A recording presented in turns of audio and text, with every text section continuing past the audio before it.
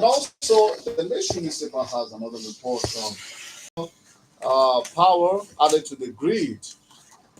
Federal government stabilizes grid with additional 700 megawatts. Well, is that carrying capacity or is that power itself? We'll find out. The Nation will lead us into that story Yeah, most when definitely. the time is right.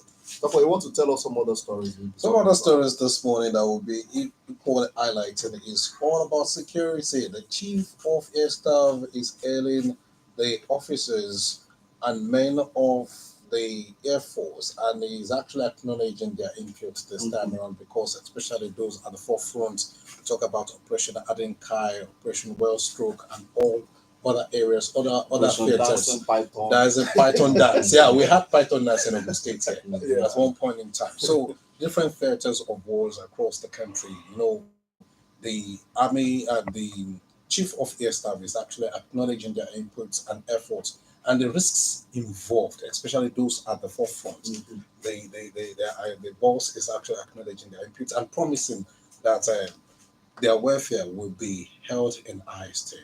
Definitely be given much priority. Okay. And then lastly, we will also look at the other committee, which is to be inaugurated to take over legislative functions in River State, because the state cannot just be without a house. House, yes. So we look at that. But we need to tell you that our guest is already in the studio. Razak Ayinla is the editor, business in newspaper. Joining us this morning again. Razak, it's a Monday morning. It's Monday morning. See your face. It's nice. It's radiant though. Eh? Yeah. Are you in Nigeria? I'm in Nigeria. Maybe you flew in this morning. I'm in Nigeria. No. Okay, Razak, let's set the ball rolling this morning. It's on infrastructure. Tinubu flags off reconstruction of 700-kilometer Abuja Kaduna Kano Road. And this is according to the Nation. President Bola Tinubu on Sunday flagged off the reconstruction of the Abuja Kaduna Zaria Kano Federal Highway, a critical road which is vital to the socio-economic life of northern Nigeria. Speaking at the event on behalf of the President, Governor Obasani described the road as the major artery linking the Federal Capital Territory to over 12 states across the north central, northwest, and northeast geopolitical zones. I think this is as important as the Lagos Ibadan Expressway as well. Definitely. I think we need to, for once, commend our president to have been uh, making balances in what he's doing in terms of infrastructure development. Don't forget, when he started doing Lagos Calabar Coastal Road, that connects the whole southern Nigeria. From Lagos end to Calabar end. You will have seen that almost all the 17 southern states have been covered. So the same thing with Abuja Kadozaria Kano Road. When you get to Kano, Kano is just a T junction that you can take to either Sokoto, to take to Jigawa, Katsina, or you either take to Yobe, Meduguri. So it's also connecting the whole north from Abuja. So it's trying to balance that. If I'm able to construct a road that will connect Lagos to Calabar, that will connect the whole 17 southern states, then why can't do another one that will connect the whole 19 northern states? So that is why he's trying to start from Abuja, so that Abuja is a central. It can connect the whole northern states. So we need to commend him, and you can ask him to do more. But beyond that, I think we need to also tell our governors across the states to get linking road sorted out. There are some linking roads that connect different states of the federation, which our governors need to do to help this Lagos Calabar road to function very well, to help this Abuja Kaduna Zaria Kano road to function well. Because if, for instance, Mr. President is roads that will connect the whole country, and governors are not doing linking roads, then it's useless. So we need to tell our governor to collaborate with Mr. President, because, for instance, our road that will connect Lagos Calabar is to connect Ogun from Lekki Epe to Waterside area. So if, for instance, the roads that will link them are not fixed, then it's useless for people in Ogun State. So we need to tell governors across Nigeria that they should complement what Mr. President is doing, because if they don't do it, then it's useless. So we must appeal to them. It's an appeal to all of them, all the assistant governor and FCT minister, that they must do something tangibly to complement and support Mr. President in this very laudable achievement of his. Big one there. Let's move to another interesting story this time around from the Vanguard. But then, before we do that, let's take this message. Nígbà tó ṣe eré tí Dàpọ̀ ṣe ọ̀dọ̀ tó kọ́ lẹ́ẹ̀tì rẹ̀. Very good question. So they need to help this man. They are running it. Ọ̀bọ̀ ibi tó fẹ́ gbà ní òkú ṣẹ̀ṣẹ̀ orí omi ni àbí kí wọ́n ṣe ojú ọ̀nà wọn tó máa tún kọ́ lẹ́tẹ̀. Tó àbá tí ṣe kò wúlò rárá fún àwọn tó wà So mẹ́rin. wọ́n gba Ṣàgámù kọjá mọ́. Ṣàgámù kọ́ o, Lagos kọ́ o.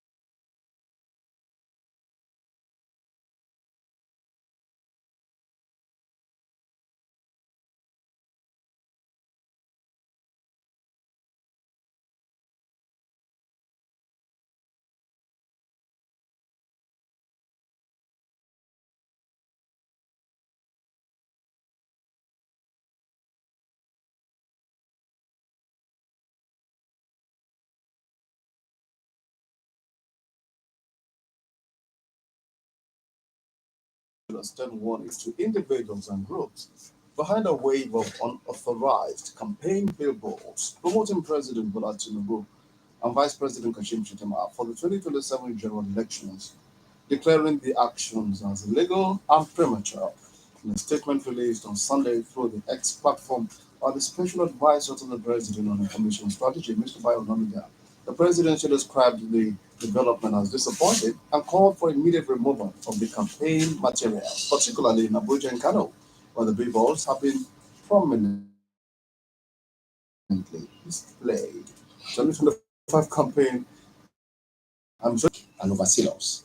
And of course, for Mr. President to have disowned them, we need also to commend him. He doesn't need to play any politics with that, because if some sycophants are sitting down somewhere and trying to deface billboards, our space with re-election posters of somebody who should be busy, trying to fix Nigeria, because Nigeria is in shambles, economically, politically, socially, even religiously, ethnically, Nigeria is in shambles. So we need to look at that. If somebody is preoccupied with all these shackles of problems that we have in this country, and somebody is now thinking for re-election when we don't have time. So I think it's overzealous and sycophantic.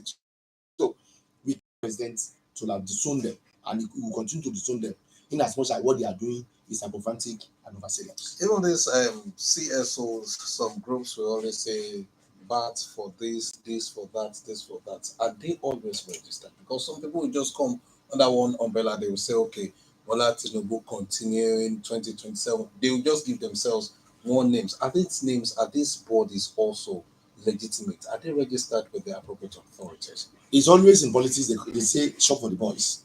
And that is cliche, that is very relevant to today. It is shop for the boys. Some people are even somewhere trying to do that to impress Mr. President or somebody who is close to Mr. President. Will now tell them this is what is happening.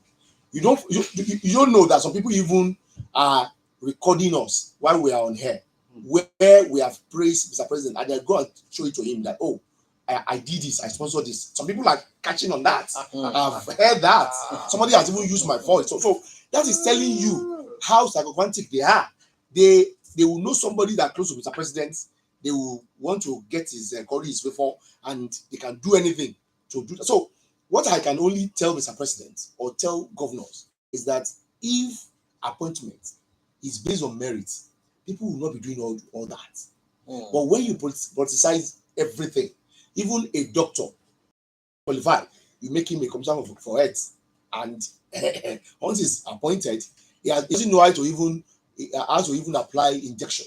Some people are there that they finish university and they have never for one day practice. Of course, they are bound everywhere. Some of them even did medicine and find themselves to head bank. We've seen them.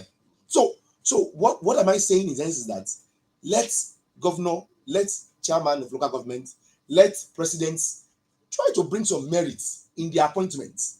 Don't look at political angles for everything, because there's some critical appointments that you do that can make or mark the country. So it is high time we appeal to them to ensure that merit is placed before anything in appointment. If that is done, so nobody will go and waste his money to print posters everywhere for the election of Mr. President. It is because they intend to curry his favor and they know somebody that's close to Mr. President or even Mr. President, so that he will butter their bread.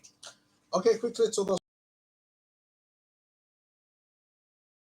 I said that the national grid additional 700 megawatts transmission capacity. The Minister of Power, Mr. Adeyinka, said this at the weekend when he received the European Union Ambassador to Nigeria, Mr. Gertier, Mike, with additional 700 megawatts.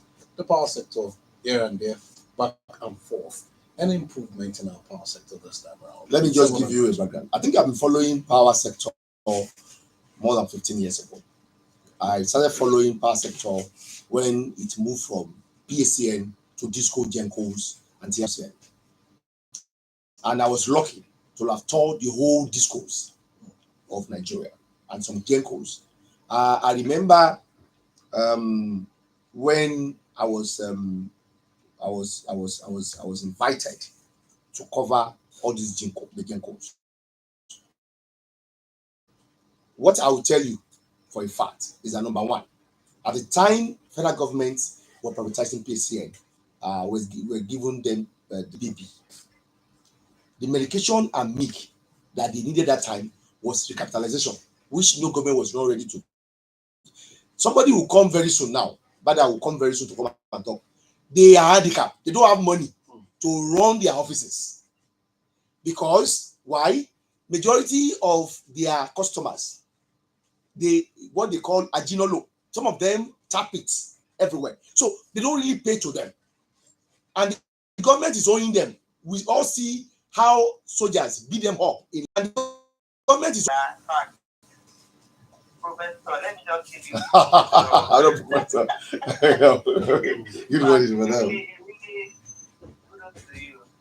Thank you, madam. Really touched so many things.